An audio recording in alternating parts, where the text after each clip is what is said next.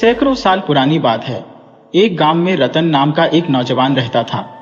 रतन स्वभाव से बड़ा ही मिलनसार और दूसरों की सहायता करने वाला था। उसके आगे पीछे कोई नहीं था, ना उसका कोई परिवार था और ना ही कोई रिश्तेदार। गांव के सभी लोग रतन को बहुत ही पसंद करते थे। शक्ल सूरत से रतन बहुत ही सुंदर था। वह जिससे भी एक बार मिल लेता उस पर अपना असर छोड़ देता। इसके अलावा रतन में एक खूबी और थी। उसे गाने बजाने और संगीत का बहुत ही शौक था। चाहे ढोलक हो, सितार हो या बांसुरी, हर तरह का वाद्य यंत्र बजाने में वह माहिर था। साथ ही उसकी आवाज इतनी सुरीली थी कि जो भी उसका गाना एक बार सुन लेता वह मंत्रमुग्ध हो जाता। गांव में जब भी कोई खुशी का मौका होता रतन को वहां पर जरूर बुलाया जाता। अपने इस हुनर के कारण रतन की जिंदगी बड़े ही आराम से गुजर रही थी। एक दिन की बात है, रतन के गांव में एक शादी का समारोह था जिसमें राज्य की राजधानी कौशलपुर से एक व्यापारी वहां पर आया था। उस व्यापारी ने इस मौके पर अपने नगर कौशलपुर की ऐसी तारीफ की कि वहां पर जितने भी लोग मौजूद थे उनके मन में कौशलपुर नगर देखने का शौक पैदा हो गया। अब रतन के मन में भी यह इच्छा जाग उठी थी कि किसी भी तरह कौशलपुर नगर अवश्य देखना चाहिए, लेकिन उसके पास इतना धन नहीं था कि वह यात्रा का खर्च उठा सके। अपनी इस इच्छा को पूरी करने के लिए रतन ने गांव में बड़ी ही मेहनत से काम करना शुरू कर दिया। लगभग 1 साल की कड़ी मेहनत के बाद उसके पास अब 100 अशर्फियां इकट्ठी हो गई थी। उसे इस बात का विश्वास हो गया था कि वह इस धन के सहारे राज्य की राजधानी कौशलपुर नगर की सैर कर सकता है और वहां पर कुछ समय बिता सकता है। एक दिन रतन को पता चला कि उसके गांव के कुछ व्यापारी कौशलपुर नगर की ओर जा रहे हैं। रतन ने भी अपना सामान बांधा और उन व्यापारियों के काफिले के साथ हो लिया। जब रतन कौशलपुर राज्य पहुंचा तो वहां एक सराय में ठहर गया। इसके बाद वह कौशलपुर नगर को देखने के लिए निकल पड़ा। इस बड़े नगर में ऊंचे ऊंचे मकान थे, बाजारों में रौनक थी और नगर के बीचों बीच एक बहुत ही बड़ी नदी बहती थी। रतन को कौशलपुर नगर का इलाका इतना पसंद आया कि वह दिन भर वहीं पर घूमता रहा। शाम को वह वापस अपनी सराय में आया, खा पी कर सो गया। इस तरह से रतन ने कौशलपुर नगर में काफी दिन बिताए। रतन के साथ जो व्यापारी आए थे वे अब वापस जाने लगे थे। उन्होंने रतन को भी अपने साथ चलने को कहा, मगर रतन का मन अब कौशलपुर नगर से वापस जाने का नहीं था, इसीलिए उसने साफ मना कर दिया। व्यापारियों का काफिला वापस लौट गया। अब रतन के पास जितनी भी धनराशि थी वह सब खर्च हो चुकी थी। हालत यह हो चुकी थी कि उसके पास 2 वक्त की रोटी खाने के लिए भी पैसे नहीं बचे थे। जब भूखे मरने की नौबत आई तो रतन पास के ही एक मंदिर में जाकर बैठ गया। 2 दिन तक रतन इसी मंदिर में बैठा रहा। फिर मंदिर में आने वाले लोगों को उस पर तरस आ गया। उन्होंने 4 रोटी सुबह और 4 रोटी शाम उसे देना शुरू कर दिया। ईश्वर का करना ऐसा हुआ कि मंदिर में आने वाले लोगों में से एक आदमी ऐसा भी था जो एक बहुत ही अमीर व्यापारी था। एक दिन उस व्यापारी ने रतन से उसका हालचाल पूछा और कहने लगा, भाई, तुम्हारा नाम क्या है? तुम किस जगह के रहने वाले हो? क्योंकि तुम्हारे रहन सहन और बोलचाल से यह मालूम होता है कि तुम कौशलपुर नगर के तो नहीं हो। तुम्हारी बात करने के तरीके और शिष्टाचार से यह पता चलता है कि तुम किसी अच्छे परिवार से हो। रतन ने जब उस व्यापारी से अपनी तारीफ सुनी तो मन ही मन में सोचने लगा कि क्यों ना इस व्यापारी के साथ एक चाल चली जाए, क्यों ना इसके सामने अपने खानदान के बारे में कुछ बढ़ा चढ़ाकर कहा जाए ताकि इसकी नजरों में मेरी इज्जत और भी बढ़ जाए। हो सकता है इससे मेरा कुछ फायदा भी हो जाए। यह सोचकर रतन ने एक ठंडी सांस भरी और अपनी आंखों में आंसू भर लाया। वह कहने लगा, श्रीमान, आप एक बहुत ही अच्छे इंसान हैं, इसीलिए किसी दूसरे का दुख आपसे देखा नहीं जाता। मैं बहुत ही खुश हूँ कि आपने मेरी असलियत को पहचान लिया। बात यह है कि मैं एक बहुत ही शरीफ और नेक खानदान से हूँ। मेरा गांव प्रीतमपुर है। मैं वहाँ के सेठ गुलाबचंद का इकलौता बेटा हूँ। मेरे पिता अपने इलाके के सबसे बड़े व्यापारी हैं। कुछ दिन पहले ही हमारे गांव से व्यापारियों का एक काफिला कौशलपुर नगर में व्यापार के लिए आया था। अब क्योंकि मुझे भी कौशलपुर नगर में व्यापार करने का बहुत ही शौक था, इसीलिए मैंने अपने पिताजी से आज्ञा लेकर उन व्यापारियों के साथ यहाँ पर चला आया। मेरे कुछ ऊंट और नौकर भी मेरे साथ थे। जब हमारा काफिला कौशलपुर नगर के पास ही पहुंचने वाला था तो लुटेरों के एक दल ने हमारे काफिले पर हमला कर दिया। वे लोग हमारे काफिले का सारा माल लूट कर ले गए। साथ ही उन्होंने काफिले के व्यापारियों, मेरे नौकरों और मुझे भी खूब मारा पीटा। जैसे तैसे मैं अपनी जान बचाकर कौशलपुर में दाखिल हो गया। लेकिन मेरी यहाँ पर किसी से जान पहचान नहीं थी और लाचार होकर मैं इस मंदिर में आकर बैठ गया। जब कोई मेरे गांव से व्यापारियों का काफिला यहाँ पर आएगा या यहाँ से कोई काफिला मेरे गांव जाएगा, तभी मैं अपने गांव वापस जा सकता हूँ। जब तक ऐसा कोई मौका नहीं आता, मैं आप जैसे लोगों की दया पर ही निर्भर हूँ। व्यापारी ने जब यह सारी बातें सुनी तो कहने लगा, अरे नौजवान, तुम ईश्वर पर भरोसा रखो। मुझे पक्का विश्वास है कि जल्दी ही तुम्हारी सारी परेशानियां दूर हो जाएंगी और तुम एक बार फिर से पहले की ही तरह ऐशो आराम की जिंदगी गुजार सकोगे। अब तुम ऐसा करो, मेरे साथ मेरे घर चलो, वहां पर तुम कुछ दिन मेरे साथ रह सकते हो। यह कहकर वह व्यापारी, जिसका नाम मनसुख था, रतन को अपने घर ले आया। मनसुख जब रतन को अपने घर पर ले आया तो उसकी खूब खातिरदारी की गई। मनसुख के घर पर काफी नौकर चाकर थे। जब रतन को वहां पर रहते हुए 3 दिन बीत गए तो एक शाम की बात है, व्यापारी का एक नौकर रतन के पास आया और उसे मकान के एक एकांत कोने में ले जाकर कहने लगा, अरे भाई, क्या तुम जानते हो कि हमारे सेठ जी तुम्हें यहां पर क्यों लेकर आए हैं? रतन ने कहा, तुम्हारा सेठ एक बहुत ही दयालु और नेक दिल इंसान है। उसे मेरी हालत पर दया आ गई, इसीलिए वह मुझे यहां पर ले आया। नौकर कहने लगा, तुम बड़े भोले हो भाई, असल बात तुम्हें मालूम नहीं है। बात यह है कि हमारे सेठ जी की एक बड़ी ही सुंदर बेटी है, जिसके लिए वह काफी समय से कोई लड़का ढूंढ रहे हैं। लेकिन अभी तक सेठ जी को कोई भी ऐसा लड़का नहीं मिला जो उनको और उनकी बेटी दोनों को पसंद आ जाए। जो लड़का सेठ जी पसंद करते हैं उसे उनकी बेटी मना कर देती है, और जो लड़का बेटी को पसंद आता है उसके लिए सेठ जी राजी नहीं होते। इस तरह से कई रिश्ते टूटने के बाद भी सेठ जी की बिटिया अभी तक कुंवारी है। मुझे लगता है कि जरूर सेठ जी को तुम अपनी बेटी के योग्य लगे हो, इसीलिए वह तुम्हें अपने साथ लेकर हवेली पर आ गए हैं। वह तुम्हारी शादी अपनी बेटी के साथ करना चाहते होंगे। जब रतन ने यह सुना तो उसके हृदय में प्रसन्नता का ज्वार उमड़ पड़ा, किंतु अपनी खुशी को छिपाते हुए उसने नौकर से कहा, अरे भाई, इस बारे में मुझे कुछ ज्ञात नहीं है। तुम्हारे सेठ जी ने मुझसे ऐसी कोई बात नहीं की, लेकिन अच्छा किया जो मुझे बता दिया। देखो भाई, तुम्हें बताना मेरा कर्तव्य था, आगे तुम जानो और तुम्हारा काम। यह कहकर नौकर वहां से चला गया। नौकर के जाने के बाद रतन मन ही मन विचार करने लगा कि सेठ अपनी पुत्री की शादी मुझसे करना चाहता है, और शायद इसका कारण यह है कि मैंने अपने बारे में बढ़ा चढ़ाकर सेठ को सब कुछ झूठ बताया है। मैंने कहा कि मेरे पिता एक व्यापारी है, जबकि मेरे खानदान का भी कोई पता नहीं है। इन्हीं ख्यालों में वह रात बीत गई। अगले दिन प्रातः व्यापारी रतन के पास आया और उससे कहने लगा, बेटा, तुम एक अच्छे घर और खानदानी लड़के हो। मैं चाहता हूं कि मैं तुम्हें अपना दामाद बना लूं, अर्थात मेरी इकलौती बेटी सुमन की शादी मैं तुमसे करना चाहता हूं। रतन, जो कि पहले से ही यह बात जानता था और इसके लिए तैयार भी था, सेठ के सामने अनजान बनने का नाटक करते हुए कहने लगा, अरे सेठ जी, ये आप क्या कहते हैं? मैं भला आपकी बेटी के योग्य कहाँ हूं? सेठ बोला, बेटा, तुम उस बात की चिंता न करो, मैं अच्छी तरह से सब कुछ जानता हूं। अब इस बात में देरी नहीं करनी चाहिए। कल ही मैं तुम्हारी शादी अपनी बेटी से करवाना चाहता हूं। और फिर रतन सेठ की बेटी से शादी करने के लिए तैयार हो गया। अगले ही दिन रतन की शादी सेठ की बेटी से हो गई। शादी हो जाने के बाद रतन ने जब पहली बार अपनी पत्नी को देखा तो देखता ही रह गया। रतन की पत्नी एक अत्यंत सुंदर लड़की थी। अब रतन मन ही मन बहुत प्रसन्न था कि उसे इतनी सुंदर और सुशील पत्नी मिली है। परंतु दूसरे ही क्षण उसके मन में यह विचार आया कि कहीं उसकी पोल न खुल जाए। अगले दिन जब सुबह सब लोग भोजन कर रहे थे, तभी एक औरत व्यापारी के घर में दाखिल हुई। अंदर आते ही वह जोर जोर से मनसुख पर चिल्लाने लगी, अरे, मैं यह क्या सुन रही हूं?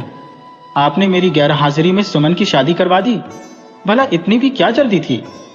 मनसुख उस औरत को समझाते हुए कहने लगा, अरे भाग्यवान, इतना अच्छा रिश्ता रोज रोज नहीं मिलता। तुम पहले आराम से बैठो और मेरी बात सुनो। असल बात यह थी कि वह औरत मनसुख की पत्नी यानी सुमन की मां थी। पिछले कुछ दिनों से वह अपने मायके गई हुई थी, लेकिन जब उसे खबर मिली कि उसकी बेटी की शादी कर दी गई है तो वह बिना देरी किए अपने घर वापस लौट आई। नाराज होते हुए वह अपने पति पर चिल्लाने लगी। मनसुख उसे दूसरे कमरे में ले गया और कहने लगा, देखो भाग्यवान, तुम मेरी बात जरा ठंडे दिमाग से सुनो। ये लड़का कोई मामूली लड़का नहीं है। बल्कि एक बहुत बड़ी सेठ और बड़े खानदान का बेटा है।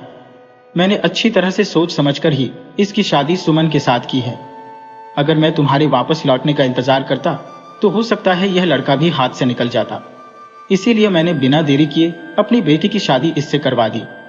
इसके बाद पत्नी कहने लगी, मैं कहती हूँ कि आपने सच्चाई जानने की कोशिश की कि यह लड़का जो कहता है वह बात एकदम सच है। भाग्यवान ने कहा, इसमें पता क्या लगाना है। नहीं जी, आप तो एकदम भोले हैं। मुझे उस नौजवान पर बिल्कुल भी विश्वास नहीं है। उसे इस बात का सबूत देना होगा कि वह सचमुच एक बहुत ही अमीर और रईस पिता की औलाद है।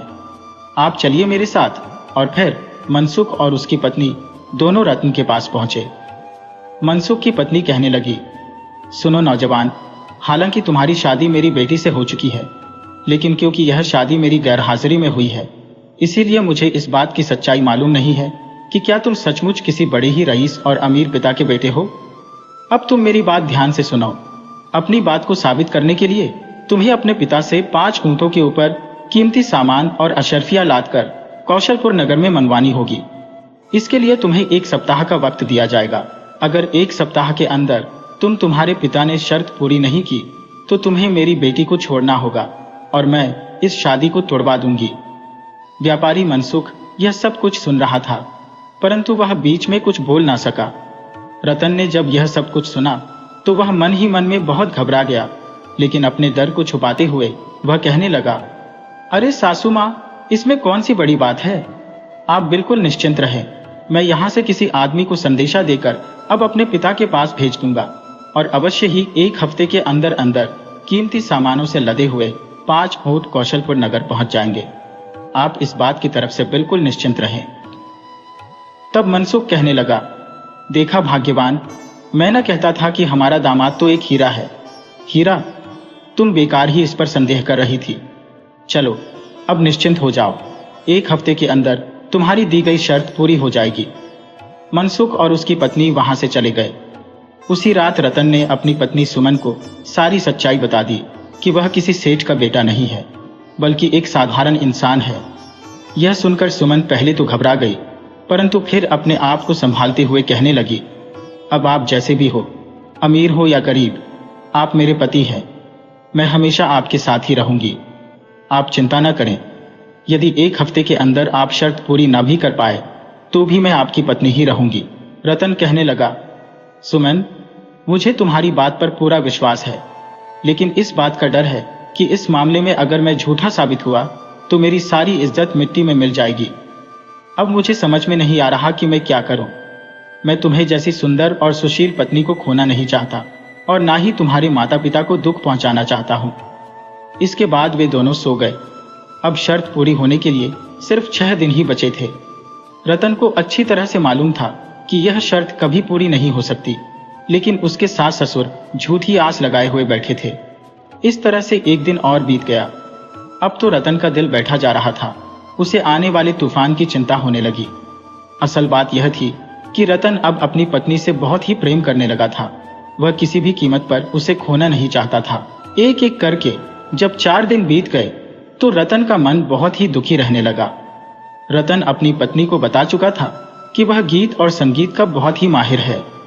तो उसकी पत्नी ने एक सितार रतन को थमाते हुए कहा, आप अपने इस दुख को कम करने के लिए गीत संगीत का सहारा लीजिए।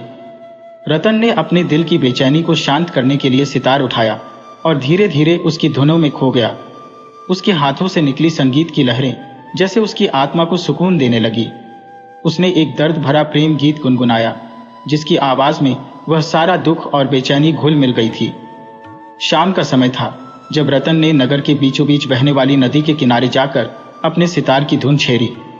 उसकी मधुर आवाज और संगीत की मंत्रमुग्ध करने वाली धुनों ने वहां घूम रहे 2 यात्रियों का ध्यान खींचा। वे रतन के पास आकर कहने लगे, भाई, तुम्हारा संगीत तो दिल को छू लेने वाला है। क्या तुम हमारे लिए कुछ और गीत गा सकती हो? रतन ने बिना किसी झिझक के अपनी मंजूरी दे दी और आधी रात तक गाता रहा। दरअसल वे दोनों यात्री साधारण नहीं थे। उनमें से एक कौशलपुर नगर का राजा और दूसरा उसका मंत्री था। वे दोनों भेष बदलकर राज्य का भ्रमण कर रहे थे। जब रतन ने गाना बंद किया तो राजा ने उससे पूछा, भाई, तुम्हारा संगीत इतना सुरीला है, पर तुम्हारे गीतों में इतनी वेदना क्यों है? तुम कौन हो? कहां से आए हो? रतन ने सिर झुकाकर जवाब दिया, महाराज, मैं एक झूठा और फरेबी व्यक्ति हूं। मैंने झूठ बोलकर व्यापारी की बेटी से शादी की है और अब अपनी गलती का परिणाम भुगतने वाला हूं। राजा ने उसकी आंखों में झांकते हुए कहा, भाई, तुम्हारे मन में अपनी पत्नी के लिए जो सच्चा प्रेम है वह तुम्हारे गीतों में झलकता है। ईश्वर ने चाहा तो सब कुछ ठीक हो जाएगा। अगली सुबह रतन अपनी पत्नी सुमन से कहने लगा, प्रिय सुमन, आज हमारा आखिरी दिन है। मैं तुम्हारे साथ ये दिन बिताना चाहता हूं। उसी समय रतन की सास की आवाज आई, दामाद जी, जल्दी आइए, आपके पिताजी ने 5 ऊंट कीमती सामानों से लदे हुए भेज दिए हैं। रतन यह सुनकर हैरान रह गया। उसने देखा कि सचमुच ऊंटों पर लदे कीमती सामान और नौकर वहां खड़े थे। नौकरों ने बताया कि ये सामान उनके पिताजी ने भेजा है। रतन को अपनी आंखों पर विश्वास नहीं हो रहा था। वह राजमहल जाकर राजा से मिलने निकला। वहां पहुंचकर उसने देखा कि वही यात्री राजा थे जिन्होंने पिछली रात उसके गीत सुने थे। राजा ने कहा, रतन, तुम्हारे संगीत ने हमें मंत्रमुग्ध कर दिया था। मैंने ही ये कीमती सामान तुम्हारे घर भेजवाए हैं। रतन की आंखों में आंसू आ गए। उसने कहा, महाराज, आपने मेरी मदद क्यों की? राजा ने मुस्कुराते हुए कहा, तुम्हारे गीतों में सच्चा प्रेम झलकता है। आज से तुम हमारे शाही दरबार के संगीतकार हो। तुम्हें हर सुख सुविधा दी जाएगी। रतन ने महाराज का धन्यवाद किया और जब वह अपने ससुराल लौटा तो सब बहुत खुश हुए। इसके बाद रतन अपनी पत्नी को लेकर राजा द्वारा दिए गए मकान में रहने लगा और शाही संगीतकार के रूप में प्रसिद्ध हो गया। तो दोस्तों, मुझे पूरी उम्मीद है कि आपको यह कहानी पसंद आई होगी। कृपया कमेंट करके बताइए और वीडियो को लाइक करना मत भूलिए। ऐसी ही दिलचस्प कहानियां सुनने के लिए चैनल को सब्सक्राइब कर लीजिए।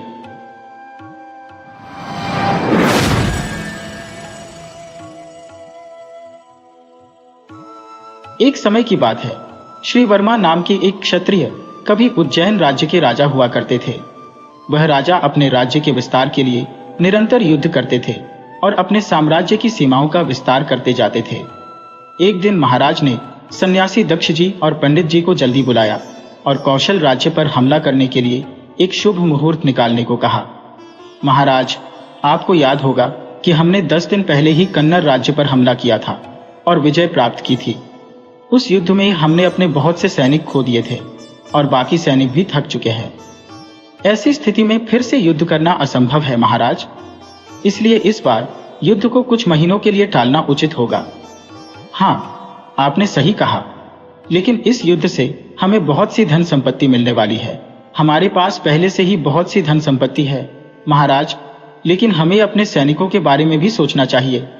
वे बहुत युद्ध करके बहुत थक चुके हैं और मैं भी तो युद्ध में दुश्मनों से लड़ रहा था। ठीक है, आपकी सलाह को ध्यान में रखते हुए मैं युद्ध को कुछ दिन टाल देता हूं, लेकिन केवल 3 महीनों तक ही। उसके बाद हमें कौशल राज्य पर हमला करना ही पड़ेगा। ठीक है महाराज, लेकिन हमें कौशल राज्य पर हमला करने से पहले अपने सैनिकों की संख्या को बढ़ाना होगा, क्योंकि हमारे पास अब जो सैनिक बल है वह कम है और हमें कुछ वीरों की भी आवश्यकता है महाराज, क्योंकि कौशल राज्य हमसे अधिक बलवान है। इसलिए मैं कहता हूं कि हमें थोड़े दिन रुककर और सैनिकों को शामिल करना चाहिए। यानी इसका मतलब है कि उस अनमोल हीरे को हासिल करने के लिए हमें और 6 महीनों तक रुकना पड़ेगा। ठीक है सेनाध्यक्ष जी, नए सैनिकों की नियुक्ति कीजिए और उन्हें तैयार कीजिए। इस तरह सेनाध्यक्ष महाराज को राजी करके कुछ दिनों तक युद्ध को टाल देते हैं। इसके बाद सेनाध्यक्ष राजपुरोहित से कहते हैं, हमारे महाराज के पास बहुत सी संपत्ति है, मगर फिर भी उन्हें संतुष्टि नहीं है। कुल राज्य में मौजूद उस हीरे को हासिल करके अपने मुकुट में लगाने के लिए महाराज काफी दिनों से बेचैन है और मेरे पास समाचार आया है कि उसी हीरे पर अंगराज की भी नजर है। हे भगवान, ऐसी जंग लड़ना और संपत्ति को हासिल करना कब रुकेगा यह तो भगवान ही जाने। लेकिन एक बात है पंडित जी, हमारे महाराज बहुत अच्छे हैं और सारी प्रजा को सुरक्षित रखते हैं। उन लोगों के लिए बहुत सारी कल्याणकारी योजनाएं लागू करते हैं, बहुत कम लगान वसूल करते हैं और किसानों के लिए कई प्रबंध किए हैं। उनके लिए नए नए तालाब भी बनवाए हैं। इतने अच्छे राजा मिलना हमारा सौभाग्य है, लेकिन अगर यह जंग खत्म हो जाए तो और भी अच्छा होगा। आपको पता है कि कितने सैनिक प्राण न्यौछावर कर रहे हैं खून पसीने जैसे बहा रहे हैं। जंग में जाने के बाद कौन लौट कर आएगा, कौन बलिदान देगा, कुछ कह नहीं सकते। ठीक है, मैं आपके पास एक खास बात लेकर आया हूं पंडित जी। अगले 6 महीनों के बाद हमें युद्ध पर जाना है। उसके लिए एक अच्छा सा मुहूर्त देखिए। इसके लिए महाराज ने आपको न्योता भेजा है, क्योंकि युद्ध शुरू होने से पहले हमें बहुत सारी तैयारियां करनी है और सैनिकों को उनकी आज्ञा का पालन करना होगा। जल्द ही एक अच्छा मुहूर्त निकाल के देता हूं मैं। इसके 6 महीनों के बाद श्री वर्मा कौशल पर हमला करते हैं और वहां विजय प्राप्त कर अनमोल हीरा हासिल करते हैं। मगर वहां हुई दमन कांड को देखकर वह विचलित हो जाते हैं। अनमोल हीरे को हासिल करने की खुशी एक तरफ और आंखों के सामने बहुत सारे सैनिकों के मरने का दुख दूसरी तरफ। उनके परिवार को देखकर बहुत दुख होता है। अब ये लड़ाइयां मैं यहीं पर समाप्त करता हूं। इस सभा में सब लोगों को वचन देता हूं। इतना अच्छा निर्णय लेने के लिए आपको बधाई हो महाराज। ये लीजिए, इस हीरे को मैं अपने मुकुट में लगाना चाहता हूं। जल्दी से इस हीरे को मुकुट में लगाकर नया मुकुट बनवा लीजिए। मंत्री उसी बेशकीमती हीरे से एक अलंकृत मुकुट बनाकर राजा को प्रस्तुत करते हैं। राजा उसे धारण कर कहते हैं, आहा, हे भगवान, कितना दिव्य सौंदर्य है इसमें। महारानी, देखो तो सही, इस मुकुट को पाने के लिए मैंने कितने वर्षों से प्रतीक्षा की है। इस मुकुट में मैं कैसा लग रहा हूं? महारानी ने उत्तर दिया, महाराज, आप इस मुकुट को पहनकर साक्षात इंद्रदेव की तरह प्रतीत हो रहे हैं।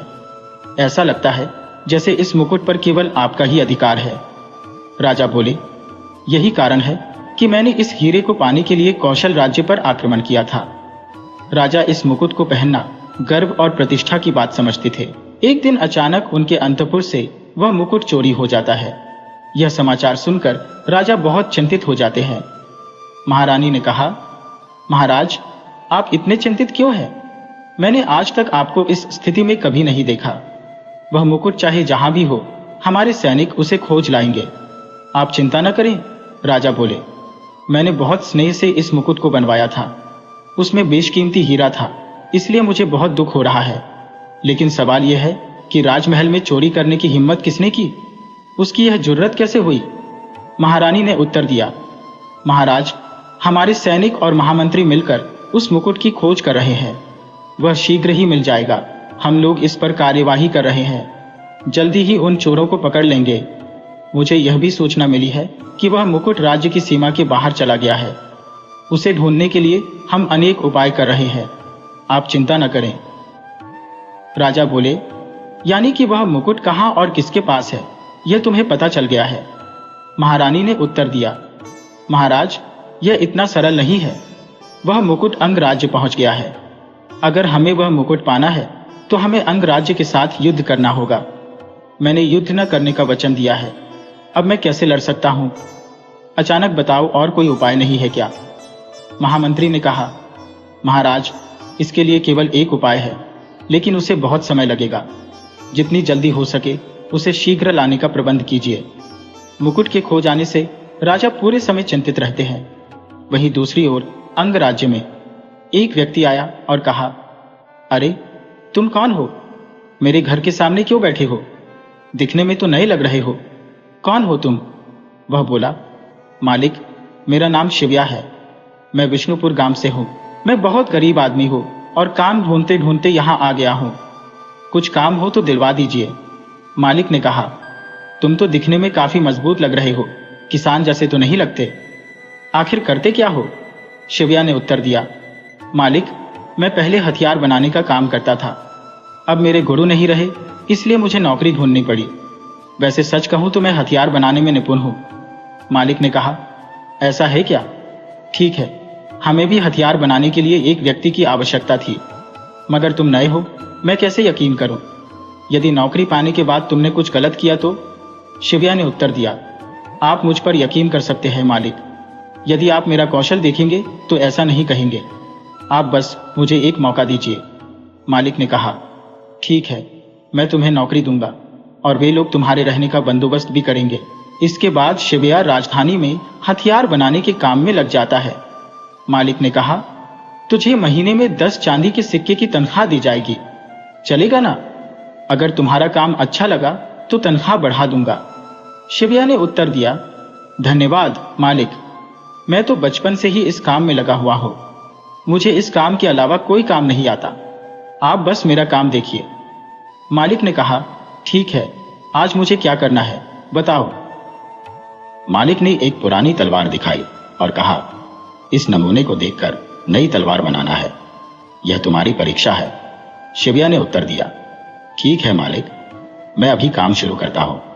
कुछ समय बाद शिव्या ने कहा, मालिक, यह देखिए, यह तलवार एक ही बार में किसी भी वस्तु, आदमी या पत्थर को काट देगी। मालिक ने कहा, क्या बात है, पहली परीक्षा में ही तुम पास हो चुके हो। यह तलवार बहुत तेज धार की है। बहुत अच्छा बनाया है तुमने। तुम्हारा काम मुझे बहुत पसंद आया। 2 दिन में महाराज यहां आने वाले हैं। तब तक हमें इससे भी अच्छे हथियार बनाने हैं। हमारे हथियारों को देखकर शत्रु भयभीत होना चाहिए। शिव्या ने उत्तर दिया, मैं अवश्य बनाऊंगा मालिक। अब मैं पूरी जिम्मेदारी निभाऊंगा। कल मैं आपको एक भाला बनाकर दूंगा। वह दोनों ओर से बहुत तेज होगा। मालिक ने कहा, बहुत अच्छा। अब तक मैं तुम्हारे जैसे व्यक्ति को ही ढूंढ रहा था। 2 दिनों के बाद महाराज हथियारों को परखने के लिए कारखाने में आते हैं। वहां पर बनाए हुए हथियारों को परखने के बाद महाराज ने कहा, आहा, अद्भुत, कितना अच्छा है यह हथियार। वजन तो बहुत कम है और धार बहुत तेज है। मैंने तुमसे ऐसे ही हथियार बनाने के लिए कहा था। बहुत अच्छा हथियार बनाया है तुमने। मुझे यह बहुत पसंद आया। महाराज, अगर आप थोड़ी और मोहलत देंगे तो हम असंख्य हथियार तैयार कर सकते हैं। हाँ महाराज, बहुत शीघ्र ही हम ऐसे और भी कई हथियार बनाएंगे। यह व्यक्ति कौन है? मैंने इसे तुम्हारी कारखाने में पहले कभी नहीं देखा। राम ने उत्तर दिया, महाराज, यह नया व्यक्ति है। जिस तलवार को आपने अभी परखा, यह उसी ने बनाई है। इसकी धार असाधारण है। महाराज ने कहा, बहुत अच्छे, तुम्हारी कला और समझदारी प्रशंसनीय है। ऐसे ही और हथियार बनाते रहो। महामंत्री को आदेश दिया, इनको पर्याप्त धन दे दीजिए। महाराज हथियारों को परखने के बाद महल वापस लौट जाते हैं। इस बीच शिवा के मन में विचारों का मंथन चल रहा था। तभी एक अजनबी आकर उससे कहता है, देखो शिवा, हमारे लिए उस मुकुट को चुराना आसान नहीं है। कवच महल के सामने सख्त सुरक्षा होगी। उचित समय पर मैं तुम्हें संकेत दूंगा। शिवा ने उत्तर दिया, मैं समझ गया हूं। अगर किसी ने देख लिया तो गड़बड़ हो जाएगी। तुम जल्दी से यहां से निकलो। मैं कई वर्षों से यहां पर गुप्तचर बनकर रह रहा हूं। आज तक मुझ पर किसी को शक नहीं हुआ। अजनबी बोला, हाँ, मुझे सब पता है। ये लोग मुकुट चोरी की योजना बना रहे थे, तुम्हें पता नहीं चला। शिवा ने कहा, मैं मानता हूं, मगर वह चोर भी हमारे जैसा ही एक गुप्तचर था। इस तरह शिवा अवसर की तलाश में कारखाने में काम करता रहा। वह महाराज के हर कदम पर नजर रखता था। एक दिन महामंत्री ने बताया, महाराज कल किसी विवाह में जा रही हैं। उनकी सुरक्षा के लिए 7 सैनिक साथ रहेंगे। वह समय मुकुट चुराने के लिए उपयुक्त रहेगा। शिवा ने उत्तर दिया, मुझे भी उस विवाह में एक साधारण व्यक्ति के रूप में आना होगा और लोगों से मिलना होगा। हम दोनों मिलकर मुकुट को चुराकर हमारे राज्य में ले आएंगे। अजनबी बोला, मैं भी आऊंगा और 3 लोगों को साथ लाऊंगा। सैनिकों से निपटना अलग बात है और महाराज पर हमला करके मुकुट लाना भी अलग। महाराज शूरवीर योद्धा है। तुम जैसा कहूं वैसा ही करना। शिवा ने सहमति दी। ठीक है, मैं वैसा ही करूंगा, लेकिन कल तुम तैयार रहना। अगर किसी को जरा भी भनक लग गई तो हम दोनों मारे जाएंगे। अगले दिन महाराज कुछ सैनिकों के साथ विवाह में जाने के लिए महल से रवाना होते हैं। महाराज बोले, आज यह धूप इतनी तेज क्यों लग रही है? मुझे पानी पिला दो। शिवा ने कहा, जल्दी काम खत्म कर लेना चाहिए। हमें शीघ्रता से काम पूरा करके यहां से निकलना है। एक सैनिक ने कहा, इतना बड़ा धोखा दिया, आज मैं तुझे नहीं छोड़ूंगा। और शिवा पर हमला कर दिया, जिससे वह सैनिक मर जाता है। बाकी सैनिकों को भी यह पता चल जाता है कि यह काम शिवा का है। इतना बड़ा धोखा दिया है उसने, लेकिन वह हमारे राज्य की सीमा पार नहीं कर पाएगा। जाकर उसे अभी पकड़ के लाओ। हमें उसे बंदी बनाकर मुकुट हर हालत में वापस लाना होगा। महाराज ने कहा, हमने पूरे राज्य की सीमाओं पर कड़ी निगरानी रख दी है और सभी सैनिकों को इलाक कर दिया है। अब उसका यहां से बचकर निकलना मुश्किल है। कल सुबह तक आपका मुकुट आपके हाथ में होगा महाराज। इसके बाद राजा के सैनिक पूरे राज्य में शिवा को ढूंढने में लग जाते हैं। शिवा जंगल के रास्ते में भटक रहा है। उसे बहुत दूर जाना है। अगर यह जंगल पार कर ले तो मानो उसकी जान बच जाएगी। किसी भी तरह से इस जंगल को पार करना है। देखो, वो सैनिकों की ओर भाग रहा है। सैनिक चलकर उस पर हमला करो। देखो, वो गिर गया है, अब वो नहीं बच पाएगा। जल्दी जाकर उसे बंदी बना लो। उसने बहुत बड़ा धोखा दिया। तुम्हें क्या लगा हमारे महाराज के मुकुट को चुराकर तुम इस राज्य से भाग सकते हो? मैं तुझे यहीं पर मार देता, लेकिन महाराज ने तुझे जिंदा पकड़कर लाने का आदेश दिया है। अब तुझे इस चोरी के बदले हर हाल में फांसी मिलने वाली है। पहले तुम लोगों ने हमारे महाराज का मुकुट चुराया था और इसके बदले में हमें भी ऐसा ही करना पड़ा। पहले इसके हाथ से मुकुट की थैली तो ले लो। ये क्या? मुकुट के साथ साथ थैली में कुछ मिठाइयां भी है। बाप रे बाप, कितनी स्वादिष्ट है, खुशबू आ रही है। इन्हें खाकर देखूं क्या? थोड़ी देर ठहरो, इन्हें खाना मत। यह तो पहले से ही चालाक लोमड़ी है, इस पर भरोसा नहीं कर सकते। जरूर इसने इनमें जहर मिलाया होगा। उसे तुरंत फेंक दो। अरे, मुझ पर इतना शक क्यों कर रहे हो? मुझे तो मिठाइयाँ बहुत पसंद है, इसलिए मैं हमेशा मिठाइयाँ साथ में रखता हूँ। अगर आप लोगों को नहीं चाहिए तो इन्हें फेंको मत, मैं खा लूंगा। अगर इनमें जहर होगा तो मेरी जान चली जाएगी ना। हाँ, मुझे बहुत भूख लगी है, पहले मुझे मिठाई खिला दो। कल मैं वैसे भी मरने वाला हूँ, कम से कम मरने से पहले एक बार मिठाई तो खिला दो। हाँ, यह भी ठीक है। अगर इनमें जहर होगा तो तुम मर जाओगे, इसलिए पहले इसको मिठाई खिलाते हैं। वे लोग शिवा को 2 लड्डू खिलाते हैं। आहा, ये लड्डू कितने स्वादिष्ट हैं। आप भी छक कर देखो, मुझे पता है कि आपको यह बहुत पसंद आएंगे। चल, अब तू आगे बढ़। इसके बाद वहां से कुछ दूर जाने के बाद शिवा कहता है, बहुत भूख लगी है और बहुत दूर भी जाना है। मैं कहता हूं कुछ देर यहां आराम कर लेते हैं, फिर चलेंगे। हाँ, मुझे भी जोर से भूख लगी है, मगर यहां मुझे कोई फल नहीं दिखाई दे रहे हैं। देखो, उस थैली में अभी भी कुछ मिठाइयां पड़ी हुई हैं, आप लोग खा सकते हैं। आप क्यों इतना शक कर रहे हैं? मैंने अभी तो आपके सामने लड्डू खाए थे ना। देखो, मुझे तो अभी तक कुछ भी नहीं हुआ, इसलिए बिना शक के लड्डू खा लो। बहुत स्वादिष्ट लड्डू है, एक बार खाओगे तो खाते रह जाओगे। हाँ, ये बात भी तुमने ठीक कही है। अगर इनमें जहर होता तो अब तक यह मर गया होता ना। बहुत भूख लग रही है, चलो जल्दी से खा लेते हैं। उसको कैसा लगा? बहुत स्वादिष्ट है ना? अब चले क्या? बहुत स्वादिष्ट है। सच में? किसने पकाया था इन मिठाइयों को? अच्छा, तो तुम हथियार बना के साथ साथ खाना भी बहुत अच्छा बनाते हो। बहुत बड़ा कलाकार हो, बहुत सारी कलाएं जानते हो, चोरी में भी माहिर हो। इतने में शिवा चलते चलते नीचे गिर जाता है।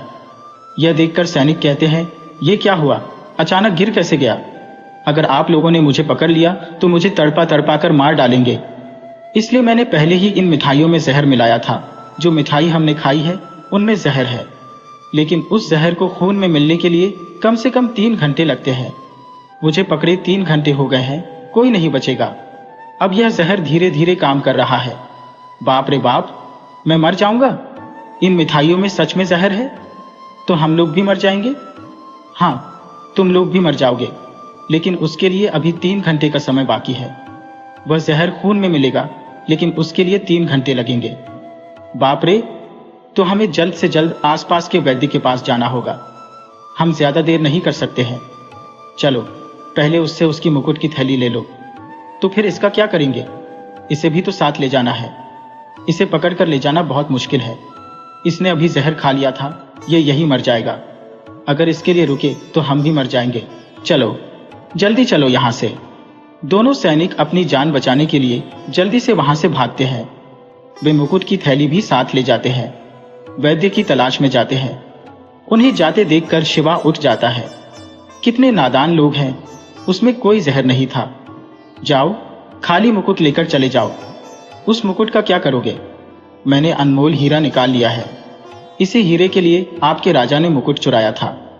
इस तरह शिवा मुकुट से अनमोल हीरा निकालकर उज्जैन जाता है, महाराज के पास।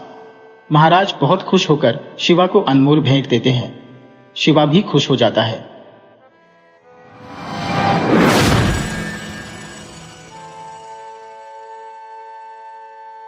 किसी राज्य के एक देश में एक जार और एक जारेजा रहते थे। उनके एक बेटा था जिसका नाम था इवान जारेविच। इस जारेविच का एक नौकर था जिसका नाम था औक की टोपी वाला कातुमा ड्याडका। जब जार और जारेजा की काफी उम्र हो गई और वे दोनों बीमार पड़ गए और उनको लगा कि अब वे कभी ठीक नहीं होंगे, तो उन्होंने अपने बेटे इवान जारेविच को बुलाया और उससे कहा, बेटा, अगर हम मर जाते हैं तो हमारे मरने के बाद तुम हमेशा ही काटुमा की सलाह लेना। उसकी सलाह से तुम्हारा भला होगा, तुम खुश रहोगे, और अगर तुम ऐसा नहीं करोगे तो तुम मक्खी की तरह से मारे जाओगे। अगले दिन ही जार और जारेजा इस दुनिया से चल बसे। इवान जारेविच ने उनको दफनाया और उनकी सलाह मानी। जल्दी ही, हो सकता है थोड़े ही दिन बीते हो या फिर ज्यादा दिन बीते हो, जब इवान जारेविच बड़ा हो गया तो उसको शादी की इच्छा हुई। उसने काटुमा से कहा, ओक की टोपी वाले काटुमा, अकेले रहना बड़ा मुश्किल काम है, मैं अब शादी करना चाहता हूँ। काटुमा बोला, जारेविच, जिस उम्र में अभी तुम हो उसमें तुमको एक दुल्हन ढूंढनी ही चाहिए।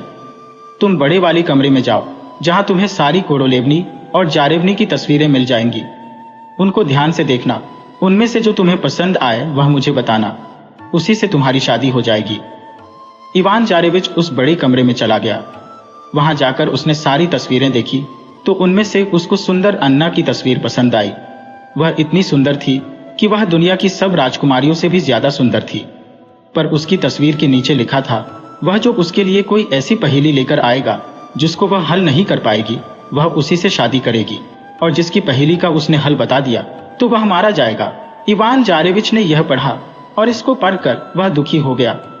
वह काटुमा के पास गया और उससे कहा, मैं बड़े कमरे में गया था, वहां मुझे सुंदर अन्ना पसंद आई, पर मुझे मालूम नहीं कि मैं उससे शादी कर पाऊंगा या नहीं। काटुमा बोला, हाँ जारेविच, ये काम तो तुम्हारे लिए थोड़ा मुश्किल है। अगर तुम्हें वहां खुद अकेले ही जाना है तो तुम उससे नहीं जीत पाओगे। तुम मुझे अपने साथ ले चलो और फिर जैसा मैं कहूं तुम वैसा ही करना, सब ठीक हो जाएगा। सो इवान जारेविच ने काटुमा से अपने साथ चलने की विनती की और उसको वचन दिया कि वह उसकी हंसी खुशी सब में उसका कहना मानेगा। सो दोनों उस सुंदर अन्ना जारेवना की खोज में चल दिए। वे 1 साल तक चले, फिर दूसरे साल चले आयर, फिर तीसरे साल भी चले। वे बहुत सारे देशों में घूमे। इवान जारेविच बोला, हम लोग इतने दिनों से घूम रहे हैं, इतनी सारी जगह देख चुके हैं और अब आखिर में सुंदर अन्ना के राज्य में भी पहुंच रहे हैं, पर हमने अभी तक उसके लिए कोई पहेली नहीं सोची। काटुमा बोला, अभी समय है। सो वे दोनों चलते रहे कि रास्ते में काटुमा को सड़क पर पड़ा हुआ एक बटुआ दिखाई दिया। उसने इवान जारेविच से कहा, यहां है तुम्हारी जारेवना के लिए पहेली, तुम उससे यह पहेली पूछना। अच्छी चीज सड़क पर पड़ी हुई है, हमने उस अच्छी चीज को अच्छे के साथ ले लिया और अपने अच्छे के लिए इस्तेमाल किया। यह पहेली वह जिंदगी भर हल नहीं कर पाएगी, क्योंकि अब तक की हर पहेली उसने अपनी जादू की किताब में देखकर हल की है और उसने लोगों के सिर कटवा दिए हैं। आखिर इवान जारेविच और काटुमा अन्ना के बड़े से महल में आए। उस समय जारेवना अपने छज्जे पर खड़ी हुई थी। उसने अपने नौकरों को उनसे मिलने और पूछने के लिए भेजा कि वे कहां से आए हैं और क्या चाहते हैं। इवान जारेविच बोला, मैं अपने बहुत दूर राज्य से सुंदर अन्ना से शादी करने की इच्छा से आया हूं। उसके नौकरों ने जाकर उसको यह बात बताई तो उसने उनसे कहा कि वे जारेविच को अंदर ले आए। वह उसके सलाहकारों, राजकुमारों और बोयारों के सामने उससे एक पहेली पूछेगा। उसने इवान जारेविच से कहा, क्योंकि मैंने यह कसम खाई है कि मैं केवल उसी से शादी करूंगी जिस किसी की पहेली मैं नहीं सुलझा पाऊंगी, पर अगर मैंने उसका हल बता दिया तो उसको मरना होगा। इवान जारेविच बोला, ठीक है, अब आप मेरी पहेली सुने। मेरी पहेली है, अच्छी चीज सड़क पर पड़ी हुई है, हमने उस अच्छी चीज को अच्छे के साथ ले लिया और अपने अच्छे के लिए इस्तेमाल किया। सुंदर अन्ना ने अपनी किताब खोली, पर उसको इस पहेली के बारे में कहीं कुछ नहीं मिला और वह इस पहेली को नहीं सुलझा सकी। सो राजकुमारों और बोयारों ने मिलकर यह तय किया कि अन्ना को अब जारेविच से शादी कर लेनी चाहिए, पर वह अभी भी इस बारे में कुछ अनमनी थी। फिर भी उसको कुछ तो तय करना ही था, पर दिल ही दिल में वह कुछ सोचती रही, मैं कैसे अपनी शादी की तारीख को आगे बढ़ाऊं और इससे शादी करने से बच जाऊं। उसने सोचा कि जारेविच को कुछ और तरीके से जांचना चाहिए। एक दिन उसने जारेविच को अपने पास बुलाया और उससे कहा, प्रिय इवान जारेविच, ओ मेरे चुने हुए साथी, अब हमको शादी के लिए तैयार हो जाना चाहिए। मेहरबानी करके मेरा एक छोटा सा काम कर दो। मेरे राज्य में फलां शहर में एक बहुत बड़ा लोहे का खंभा खड़ा है, उसको हमारी शाही रसोई घर तक ला दो और उसको इतने छोटे छोटे टुकड़ों में काट दो जैसे कि आग जलाने के लिए लकड़ी काटते हैं। इवान जारेविच बोला, तुम क्या चाहती हो जारेवना? क्या मैं यहाँ तुम्हारे जलाने का ईंधन काटने के लिए आया हूँ? क्या यह मेरा काम है? ये काम तो मेरा नौकर ही कर देगा। उसने काटुमा को पुकारा और उससे कहा कि वह उस गांव में जाकर उस लोहे के खंभे को लेकर आए और जलाने वाली लकड़ी की तरह से काट दे। काटुमा तुरंत गया, उसे उखाड़ा, अपने दोनों हाथों में लिया और उसे रसोई घर में ले आया। वहां लाकर उसने उसे जलाने वाली लकड़ी की तरह छोटे छोटे टुकड़ों में काट दिया, पर 4 टुकड़े उसने बचाकर अपनी जेब में रख लिए। उसको लगा कि बाद में वह उनका इस्तेमाल कर लेगा। अगले दिन जारेवना बोली, प्रिय जारेविच, मेरे चुने हुए पति, कल हम लोग शादी करेंगे। मैं एक गाड़ी में चर्च जाऊंगी और तुमको एक बहुत ही बढ़िया घोड़ा दिया जाएगा। तुम खुद उसको अपने बैठने के लिए तैयार कर लेना। हाँ, मुझे अपना घोड़ा तैयार करना होगा, पर यह काम तो मेरा नौकर भी कर सकता है। सो इवान जारेविच ने काटुमा को पुकारा और उससे कहा, तुम अस्तबल में जाओ, वहां से घोड़ा लो और उसे मेरे लिए कल के लिए देखभाल कर तैयार करके रखो। मुझे कल उस पर सवार होकर चर्च जाना है। इस बात के कहने से काटुमा जारेवना के दिल में छिपी बुरी भावना को समझ गया। वह तुरंत ही अस्तबल में गया और वहां के रखवालों से घोड़ा निकालने के लिए कहा। तो 12 सईसों ने 12 ताले खोले, 12 दरवाजे खोले और 12 जंजीरों से बंधा घोड़ा बाहर निकाल कर लाए। काटुमा उस घोड़े के पास गया और जैसे ही वह उसके ऊपर उछल कर बैठा तो घोड़ा हवा में बहुत जोर से कूदा, इतना ऊंचा कि किसी ऊंचे पेड़ की चोटी से भी ऊंचा, बस बादलों और आसमान से नीचा। पर काटुमा उस पर बहुत ही मजबूती से बैठा हुआ था। एक हाथ से उसने उसकी गर्दन के बाल पकड़े और दूसरे हाथ से अपनी जेब में से एक लोहे की तख्ती निकाली और उसे उस घोड़े के दोनों कानों के बीच में मार दिया। उसकी एक तख्ती टूट गई तो उसने दूसरी निकाल ली, उसकी दूसरी तख्ती भी टूट गई तो उसने तीसरी तख्ती निकाल ली, और जब उसकी तीसरी तख्ती भी टूट गई तो उसने चौथी तख्ती निकाली। घोड़ा अब तक इन तख्तियों से बहुत थक चुका था। सो वह आदमी की आवाज में बोला, काटुमा बाबा, मेरे अंदर थोड़ी सी जिंदगी तो छोड़ दो। मैं धरती पर आ जाऊंगा और फिर जो तुम कहोगे वही करूंगा। काटुमा बोला, तो ओह नीच जानवर, सुनो, कल इवान जारेविच तुम्हारे ऊपर बैठकर शादी करने के लिए चर्च जाएगा। जब नौकर लोग तुम्हें बड़े आंगन में लेकर जाए और इवान जारेविच तुम्हारे पास आए, तुम्हारे ऊपर हाथ रखे, तो बिल्कुल चुपचाप खड़े रहना, अपने कान मत काटना।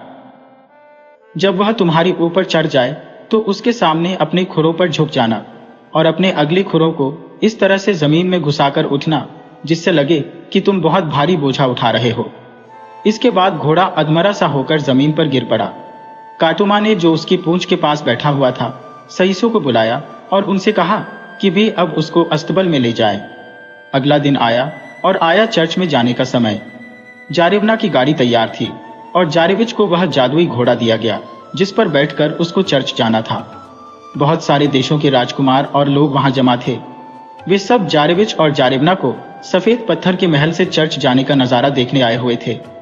जारेवना अपनी गाड़ी में बैठी यह देखने का इंतजार कर रही थी कि जब जारेविच घोड़े पर बैठेगा तो क्या होगा।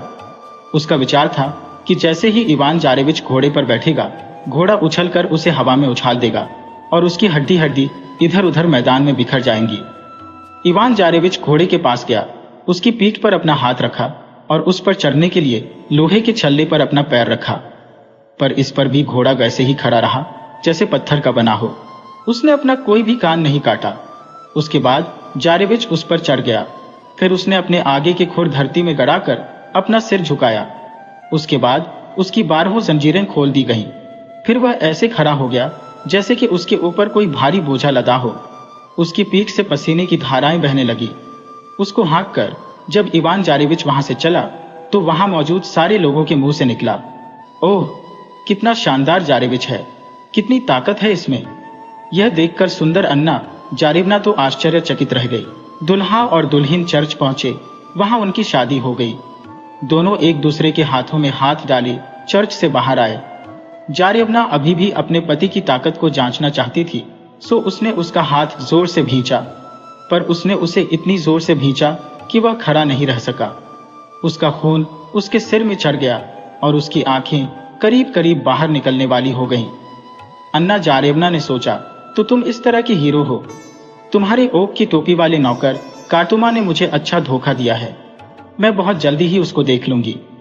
अन्ना जारेवना भगवान के भेजे हुए अपने पति इवान जारेविच के साथ उसी तरह से रह रही थी जिस तरह से एक अच्छी पत्नी को रहना चाहिए। वह हमेशा ही उसका कहना मानती थी, पर वह हमेशा यही सोचती रहती थी कि काटुमा को कैसे मारा जाए।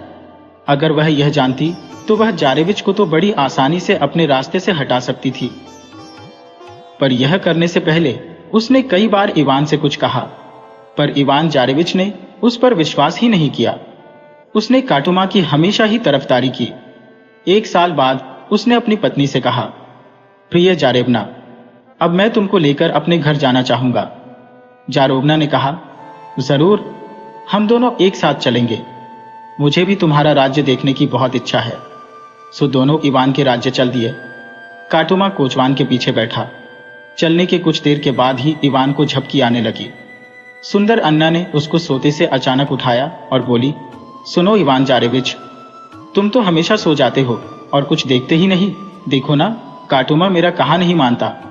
वह जानबूझकर गाड़ी को पत्थरों और गड्ढों के ऊपर से ले जा रहा है। मुझे लगता है कि वह हमें मारना चाहता है। मैंने उससे नम्रता से कहा भी कि वह ऐसा न करे, पर वह मेरे ऊपर केवल हंस दिया। मैं इस तरह से नहीं रह सकती अगर तुम उसको कुछ कहोगे नहीं। इवान जारेविच कुछ उनींदा सा हो रहा था। सुबह काटुमा से गुस्सा हो गया। उसने अपनी पत्नी से कहा, तुम जैसा चाहो वैसा करो। सो राजा की बेटी ने अपने नौकरों को हुक्म दिया कि वे काटुमा की टांगें काट दें। काटुमा बेचारा क्या करता। उसने यह सब अपनी किस्मत पर छोड़ दिया और सब कुछ सहन कर लिया। उसने सोचा, अगर मुझे यह सब सहना ही है तो जारेविच को जल्दी ही यह पता चल जाएगा कि यह परेशानी कहाँ है। उसकी दोनों टांगें काट दी गईं। जारेवना ने चारों तरफ देखा तो उसको सड़क के किनारे एक बड़ा से पेड़ का कटा हुआ तना दिखाई दे गया। उसने अपने नौकरों से कहा कि वे काटुमा को उसके ऊपर बिठा दें और इवान जारेविच को उसने एक रस्सी से अपनी गाड़ी के पीछे बांधा और अपने राज्य वापस लौट पड़ी।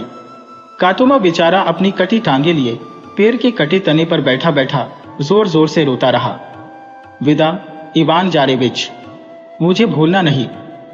अब इवान जारेविच गाड़ी के पीछे उछलता कूदता चला जा रहा था। उसको पता चल गया था कि उसने एक बहुत बड़ी गलती कर दी है, पर अब उसका कोई इलाज नहीं था। जब अन्ना जारेवना फिर से अपने राज्य पहुंची तो अब जारेविच को उसकी गाय की देखभाल करनी पड़ती थी। हर सुबह वह उसकी गायों को बाहर खुले मैदान में ले जाता और हर शाम उनको वापस शाही बाड़े में लेकर आता। जारेवना अपने छज्जे पर बैठी रहती और यह देखती रहती कि उसकी कोई गाय खो तो नहीं गई। इवान जारेविच रोज गाय गिनता और उनको उनके बाड़े में पहुंचाता और आखिरी गाय के पूंछ के नीचे एक बार चूमता। गाय को भी पता था कि बाड़े में जाने से पहले उससे क्या आशा की जाती है, सो अंदर घुसने से पहले ही वह दरवाजे पर खड़ी हो जाती और अपनी पूंछ ऊपर उठा देती। उधर काटुमा सारे दिन वहीं उस पेड़ के कटे तने के ऊपर बिना खाना खाए और पानी पिए ही बैठा रहा। वह वहां से उतर ही नहीं सका। उसको लगा कि वह तो वहां बैठा बैठा भूख और प्यास से ही मर जाएगा। इत्तेफाक से पास में ही एक घना जंगल था। वहां एक नाइट नब्बे रहता था। वह अंधा था मगर बहुत ताकतवर था। वह अपने घर से एक तरह की खुशबू फैलाता था जिससे जंगली जानवर उधर आ जाते थे और वह उनके पीछे भागकर उनको मार लिया करता था। उसको इस बात की कोई परवाह नहीं थी कि वह कोई खरगोश था या लोमड़ा था या फिर कोई भालू था। उसको पकड़कर वह उसको अपने खाने के लिए भून लेता था। वह किसी भी जानवर से इतनी तेज भाग सकता था जितना कि वह कूद मारता था। एक दिन एक लोमड़ा उधर आया। नाइट को सुनाई दिया और वह उसके पीछे पीछे भागा।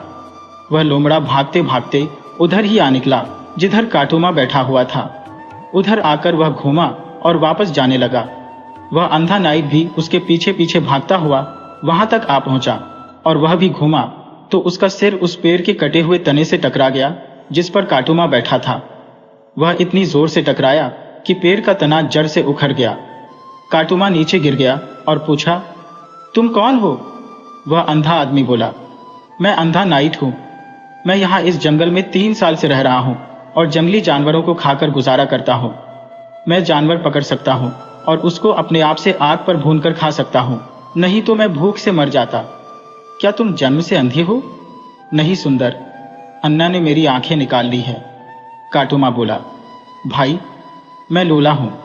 सुंदर अन्ना ने मेरी दोनों टांगे काट दी हैं।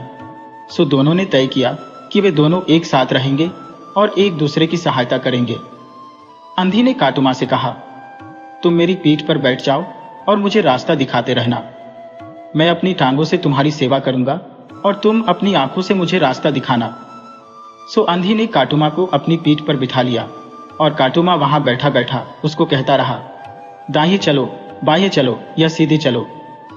काफी दिनों तक वे जंगल में रहे और अपने खाने के लिए खरगोश, लोमड़े और भालू पकड़ते रहे। एक दिन काटुमा बोला, हम यहाँ अकेले क्यों रहे? मुझे किसी ने बताया है कि शहर में एक अमीर सौदागर रहता है जिसकी एक बेटी है। उनका यह भी कहना है कि वह गरीबों और लंगड़े लूले लोगों पर बहुत ज्यादा दया करती है और उनको अपने हाथ से दान देती है। चलो भाई, हम उसे ले आते हैं। वह हमारे साथ हमारे घर की देखभाल करने वाली की तरह से रहेगी। सो अंधे ने एक गाड़ी ली, लूले को उस गाड़ी में बिठाया और शहर की तरफ चल दिया। वह सौदागर के घर तक पहुंच गया।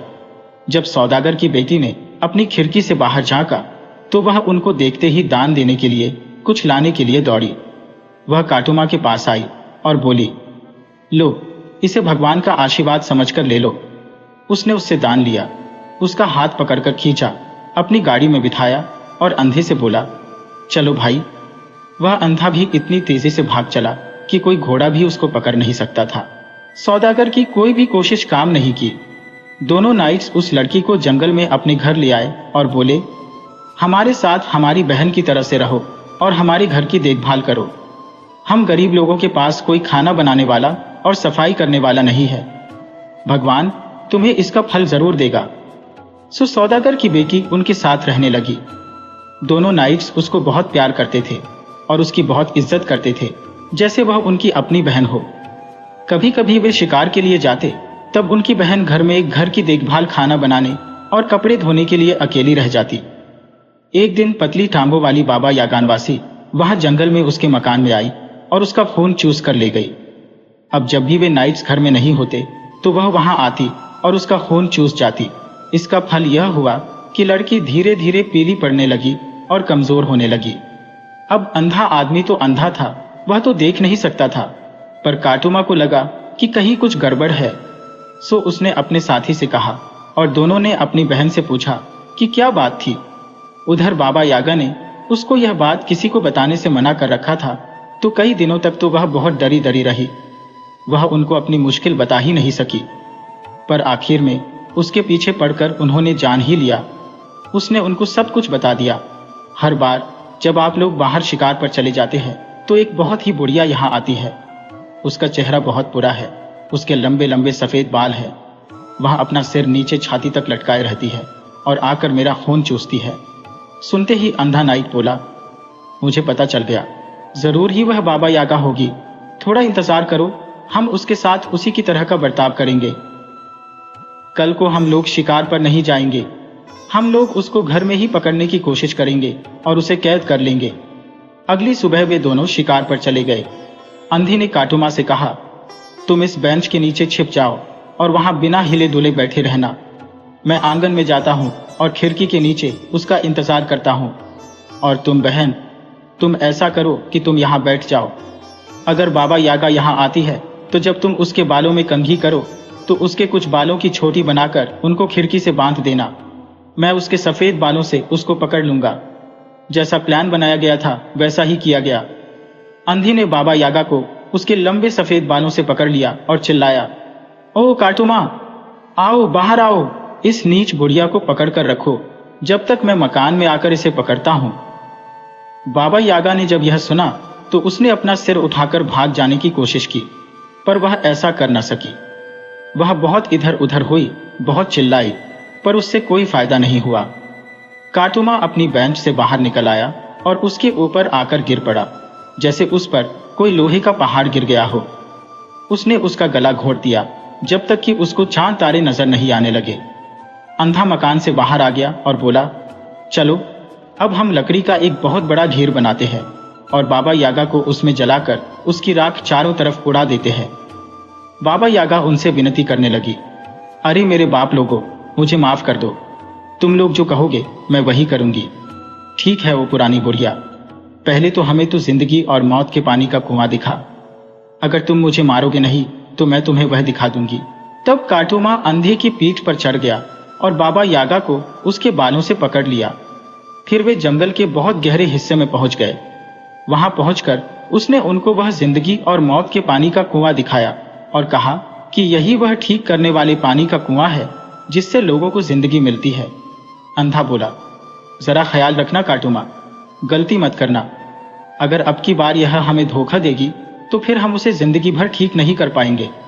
सो काटूमा ने पेड़ से एक टहनी तोड़ी और उसे कुएं में फेंक दी। वह मुश्किल से कुएं में गिरी होगी कि वह तो जल उठी। काटूमा चिल्लाया, तो यह तेरा दूसरा धोखा है। तो दोनों नाइट्स ने उसको उठाकर कुएं में फेंकने के लिए उठाया, पर फिर वह उनसे उनकी दया की भीख मांगने लगी और कसम खाने लगी कि वह अब की बार उनको धोखा नहीं देगी। बाबा यागा अब की बार उनको एक दूसरे कुएं पर ले गई और बोली, अब की बार मैं ठीक कह रही हो, यही वह जिंदगी और मौत के पानी का कुआं है। काटूमा ने फिर से एक सूखी टहनी उठाई और उस कुएं में डाल दी। इससे पहले कि वह पानी को छूती भी, वह तो हरी हो गई और उसमें कल्ले फूटने लगे। काटूमा बोला, ये पानी ठीक है? अंधे ने उससे अपनी आंखें धोई तो वह तुरंत ही देखने लगा। फिर उसने काटूमा को उस पानी में डुबोया तो उसकी टांगें बढ़ने लगी। दोनों बहुत खुश थे। बोले, अब हम ठीक हो गए हैं तो अब हम अपने तरीके से रहेंगे, पर पहले हम बाबा यागा से तो अपना हिसाब चुकता कर लें। हम अगर अभी उसे माफ कर देते हैं तो इससे हमारा कोई भला नहीं होगा, क्योंकि इस दुश्मनी की वजह से वह जिंदगी भर हमारे पीछे पड़ी रहेगी। सुबह उसको पहले वाली कुएं के पास ले गए और उसको उसी कुएं में फेंक दिया। वह उस कुएं में गिरते ही जलकर मर गई। काटूमा ने सौदागर की बेटी से शादी कर ली और फिर तीनों सुंदर अन्ना जारेविच के राज्य गए ताकि वे इवान जारेविच को वहां से आजाद करा सकें। वे लोग शहर गए और वहां वे इवान जारेविच की गायों के झुंड से मिले। काटूमा बोला, रुक जाओ ओ चरवाहे, तुम ये गायें कहां लेकर जा रहे हो? इवान ने जवाब दिया, रानी जी के महल में। जब गायें घर आती हैं तो वह उनको हमेशा गिनती है ताकि उनको यह पता रहे कि उनकी सारी गायें घर आ गई या नहीं। काटूमा बोला, तुम मेरे कपड़े पहन लो और मैं तुम्हारे कपड़े पहन लेता हूं। मैं ये गायें हाँक कर महल ले जाता हूं। नहीं भाई, यह नहीं चलेगा। अगर जारेवना को पता चल गया तो फिर उसका फल मुझे ही भुगतना पड़ेगा। काटूमा बोला, नहीं तुम डरो नहीं, तुम्हें कुछ नहीं होगा, तुम्हारे ऊपर किसी तरह की कोई आफत नहीं आएगी। काटूमा तुम्हारी जमानत लेता है। इवान जारेविच ने एक लंबी सी सांस लेकर कहा, ओ भले आदमी, काश वह आज यहां होता तो मैं ये गायें यहां नहीं चरा रहा होता। तब काटूमा ने उसको अपना चेहरा दिखाया कि वह कौन था। उसे देखते ही इवान जारेविच ने उसे प्यार से गले लगा लिया और जोर जोर से रो पड़ा। मुझे तो यह आशा ही नहीं थी कि मैं तुम्हें फिर से देख पाऊंगा। सो उन दोनों ने आपस में अपने कपड़े बदले और काटूमा उसकी गायें लेकर शाही बाड़ी की तरफ चल दिया। सुंदर अन्ना जारेवना अपने छज्जे पर निकलकर आई। उसने अपनी गायें गिनी और उससे कहा कि वह उनको उनके बाड़े में ले जाए। सारी गायें अपने अपने बाड़ों में चली गईं, पर आखिरी गाय पीछे रह गई। अपनी आदत के अनुसार बाड़े में जाने से पहले उसने अपनी पूंछ उठा दी। काटूमा उसके ऊपर कूद पड़ा और बोला, ओ नीच जानवर, तू यहाँ रुकी क्यों? उसने उसकी पूंछ को पकड़कर इतनी ताकत लगाकर खींचा कि उसकी सारी की सारी खाल ही उसके हाथों में आ गई। जब सुंदर अन्ना जारेवना ने यह देखा तो वह बहुत जोर से चिल्लाई, यह नीच चरवाहा क्या कर रहा है? उसको पकड़कर मेरे पास लाओ। सो उसको नौकरों ने उसको पकड़ा और उसे अन्ना जारेवना के पास ले गए। जारेवना ने उसकी तरफ देखा तो देखा कि वह तो इवान जारेविच नहीं है। तो उसने पूछा, तुम कौन हो? काटूमा बोला, मैं वह काटूमा हूं जिसकी टांगें एक बार तुमने कटवा दी थी और उसको कटे हुए पेड़ के तने पर बिठाकर वहां से चली गई थी। तब जारेवना ने सोचा कि अगर इसकी टांगें वापस आ सकती हैं तो मैं इसके खिलाफ कुछ नहीं कर सकती। उसने उससे और जारेविच से माफी मांगी। वह अपने पापों पर बहुत पछताई और कसम खाई कि वह हमेशा इवान जारेविच को प्यार करेगी और उसका कहा मानेगी। इवान जारेविच ने उसे माफ कर दिया और उसके बाद वे मिलजुल कर रहे। वह नाइट जो पहले कभी अंधा था उनके साथ ही रहा, पर काटूमा अपनी पत्नी के साथ उसके पिता के घर चला गया और वह वहीं उसी के पास रहा।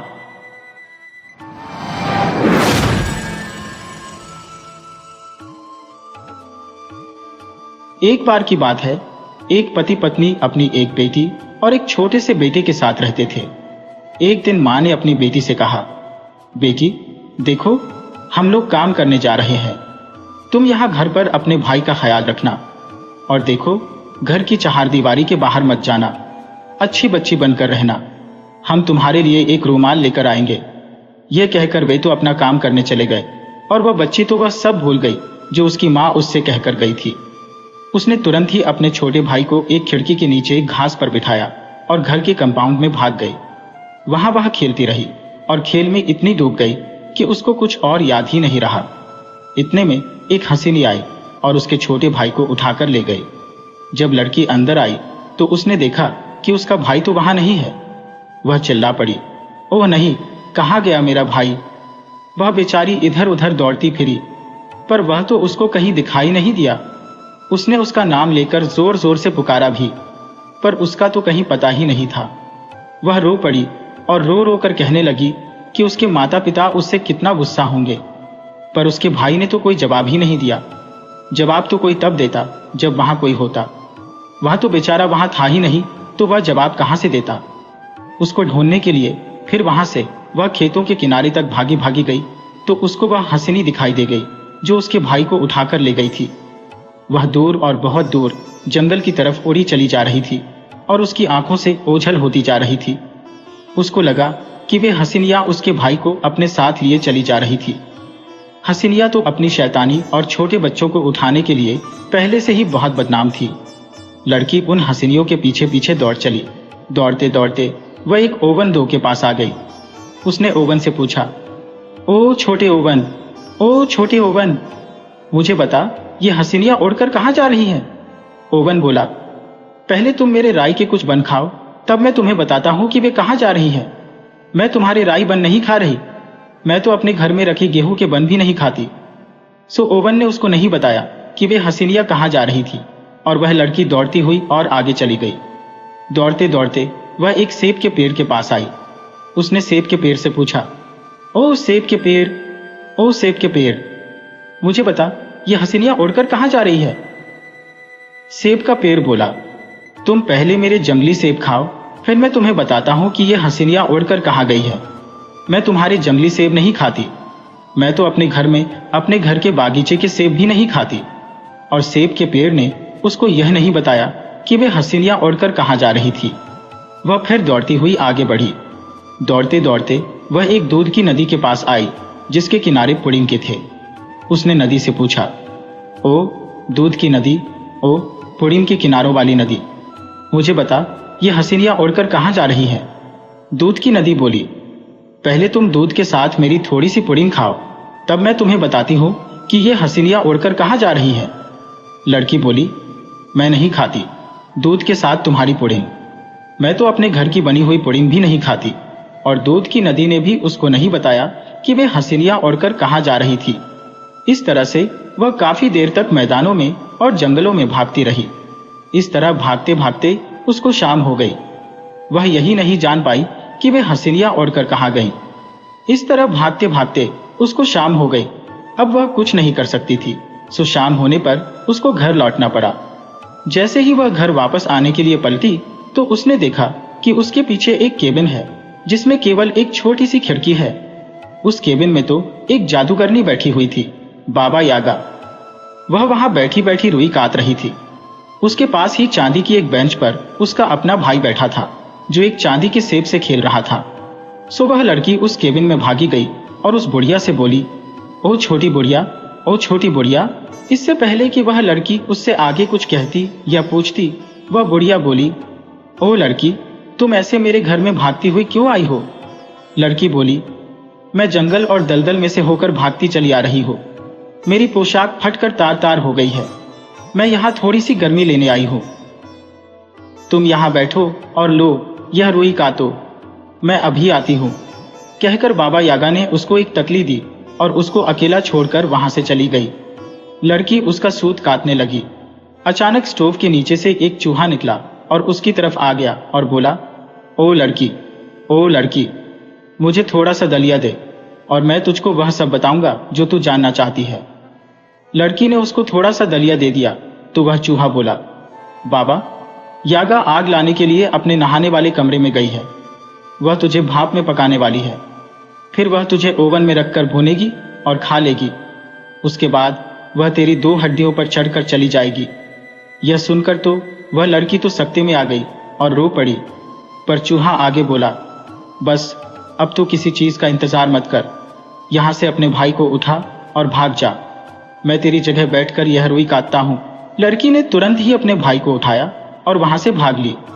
जब वह वहां से चली गई तो बाबा यागा खिड़की के पास आई और लड़की से पूछा, ओ लड़की, क्या तुम अभी भी सूत काट रही हो? चूहा बोला, ओ बुढ़िया, हाँ मैं अभी भी सूत काट रही हूं। वह बूढ़ी जादूगरनी यह सुनकर संतुष्ट हो गई और फिर से अपने नहाने वाले कमरे में चली गई। जब उसकी आग काफी गर्म हो गई तो वह लड़की को लेने के लिए आई, तो वहां तो उसको कोई दिखाई नहीं दिया। वह चिल्लाई, ओ हसीनी, उनके पीछे भाग, बहन अपने भाई को चुराकर भाग गई है। उधर वह लड़की अपने भाई को अपनी बाहों में लिए हुए भागते भागते दूध की नदी तक आ गई। उसने देखा कि हसीनिया उसके पीछे उड़ती हुई चली आ रही है। मां नदी, मुझे छिपा लो, तुम पहले मेरी थोड़ी सी पुडिंग खाओ। लड़की ने उसकी थोड़ी सी पुडिंग खाई और उसको धन्यवाद दिया। नदी ने उसको अपनी पुडिंग के किनारों में छिपा लिया। हसीनियों ने उसको वहां देखा नहीं और वे वहां से उड़ती हुई चली गईं। लड़की ने अपने भाई को फिर से अपनी बाहों में उठाया और फिर से वहां से भाग ली। पर वे हसीनियां वापस आ गईं और उसी की दिशा में उड़ने लगी। देखो देखो, वे रही वे हसीनियां, अब मैं क्या करूं? तभी उसको सेब का पेड़ दिखाई दिया तो उसको देखकर वह बोली, ओ मां, सेब के पेड़, ओ मां, सेब के पेड़, मुझे छिपा लो। सेब का पेड़ फिर बोला, पहले मेरे थोड़े से सेब खा लो। लड़की ने तुरंत ही उस पेड़ से तोड़कर एक सेब खा लिया और उसे धन्यवाद दिया। पेड़ ने भी तुरंत ही उसको अपनी शाखाओं में छिपा लिया। हसीनियों ने उनको वहां नहीं देखा, सुबह वहां से आगे उड़ गई। लड़की ने फिर अपने भाई को अपनी बाहों में उठाया और फिर भागना शुरू कर दिया। वह तब तक भागती रही जब तक वह बिल्कुल थक नहीं गई। पर हसीनियों ने उसका फिर से देख लिया तो वे फिर से लौट आई। वे उसके ऊपर उड़ने लगी और इस ताक में लगी रही कि जब भी उनको मौका मिले तो वह उसके भाई को उससे छीन ले। तभी उसको ओवन दिखाई दे गया। वह बोली, मां ओवन, मां ओवन, मुझे कहीं छिपा लो। ओवन बोला, पहले तुम मेरा राई का बन खाओ। लड़की ने तुरंत ही उसमें से निकालकर एक बन खा लिया और ओवन को धन्यवाद देकर अपने भाई को लेकर ओवन के अंदर बैठ गई। हसीनिया वहां उड़ती रही और उनको पुकारती रही, पर कोई जवाब न मिलने पर फिर नाउम्मीद होकर वहां से बाबा यागा के पास चली गई। उनके जाने के बाद लड़की ने ओवन को एक बार फिर से धन्यवाद दिया और अपने भाई को लेकर अपने घर की तरफ भाग ली। जैसे ही वह घर पहुंची, उसके कुछ देर बाद ही उसके माता पिता काम से वापस आ गए और उसकी यह लापरवाही दोनों में से किसी को पता नहीं चली।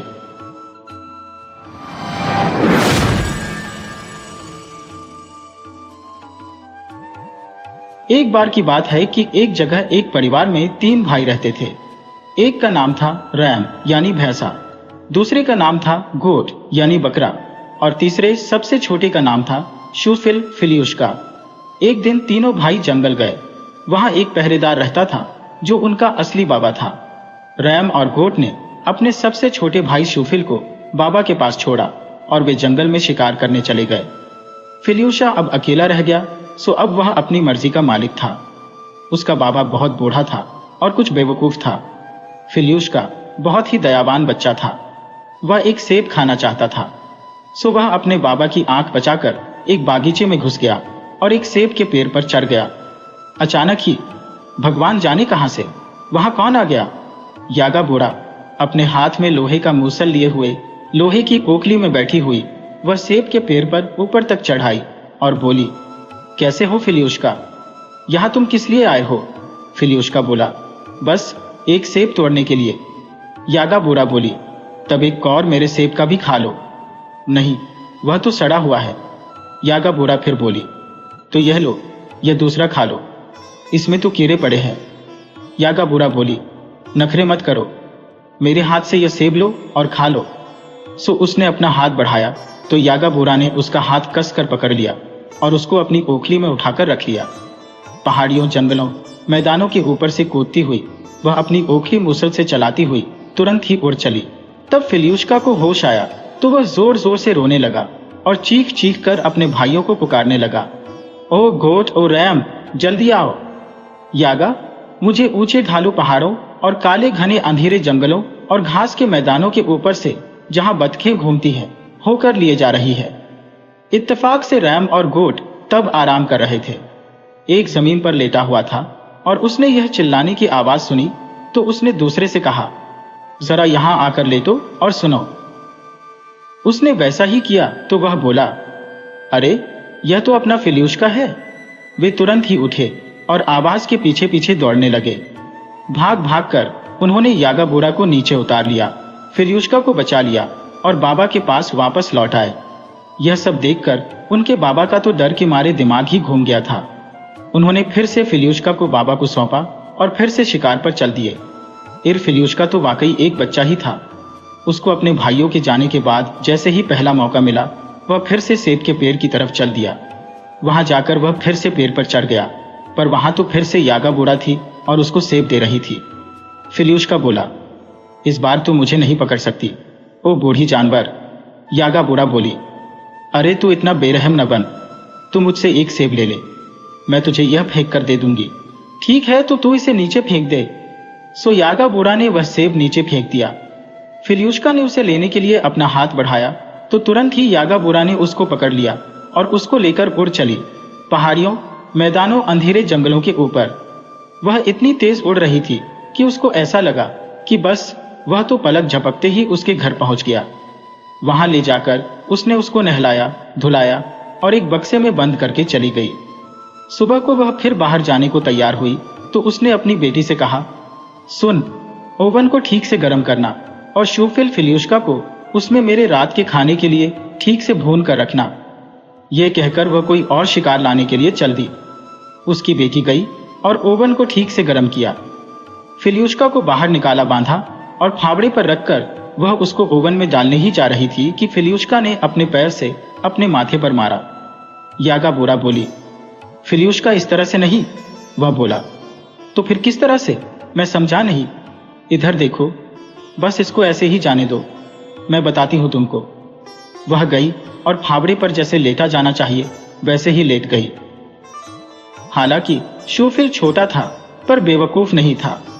उसने तुरंत ही वह फावड़ा ओवन के अंदर खिसका दिया और उसका दरवाजा एक झटके के साथ बंद कर दिया। 2-3 घंटे के बाद फिलियुष्का को भुने हुए मांस की सौंधी सौंधी खुशबू आई तो उसने ओवन का दरवाजा खोला और उस यागाबोरा की भुनी हुई लड़की को बाहर निकाल लिया। उस पर मक्खन लगाया, उसको एक कढ़ाई में रखा, तौलिए से ढका और उसी बक्से में बंद कर दिया जिसमें वह खुद बंद था। फिर वह छत वाले पेड़ पर चढ़ गया और यागाबोरा की ओखली और मूसल लेकर वहां से चल दिया।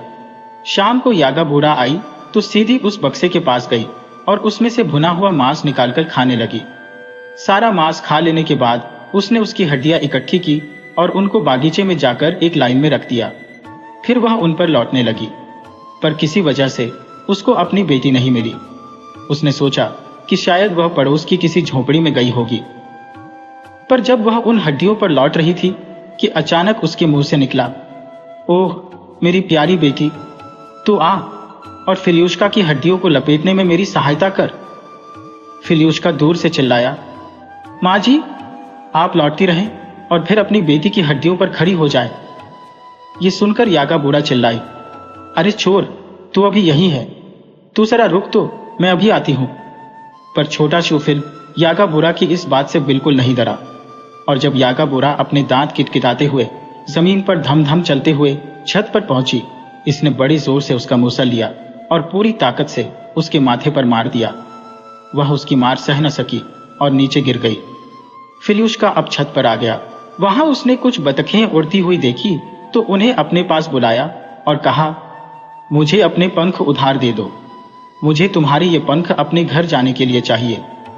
उन्होंने उसको अपने पंख दे दिए और वह उनके पंख लगाकर अपने घर चला गया। पर उसके माता पिता तो बहुत देर से उसके घर वापस आने के लिए प्रार्थना कर रहे थे। तो जब वह घर पहुंचा तो वे कितने खुश थे। उन्होंने भगवान की प्रार्थना की, बहुत दिनों तक खुशी खुशी जिंदा रहे।